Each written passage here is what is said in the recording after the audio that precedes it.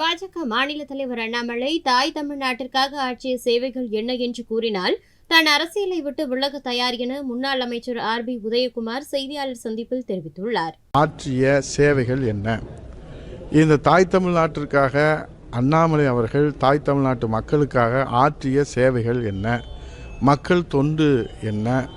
அவர்கள் இந்த தாய் தமிழ்நாட்டு மக்களின் உரிமைகளை அவர்கள் பெற்றுக் கொடுத்தது என்ன? மொழி உரிமையை பெற்றுக் கொடுத்தாரா? இன உரிமையை பெற்றுக் கொடுத்தாரா? ஜீவாதார உரிமையை பெற்றுக் கொடுத்தாரா?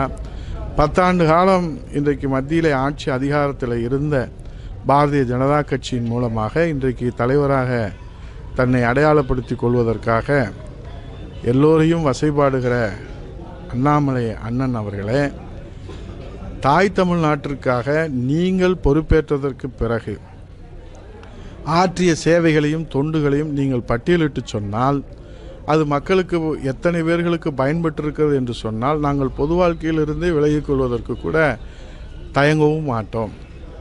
நீங்கள் எங்களை அழிக்க நினைத்தால் அண்ணா திராவிட முன்னேற்றக் கழகத்தை அழிக்க நினைத்தவர்கள்தான் அழிந்து போயிருக்கிறார்களே தவிர அண்ணா திராவிட முன்னேற்றக் கழகம் முன்பை விட மிக வலிமையாக புரட்சித் தமிழர் ஐயா எடப்பாடி அவருடைய தலைமையிலே விஸ்வரூபம் எடுத்து வந்து கொண்டு இருக்கிறது என்பதை நீங்கள் அறியக்கூடிய காலம் வெகு தொலைவிலே இல்லை.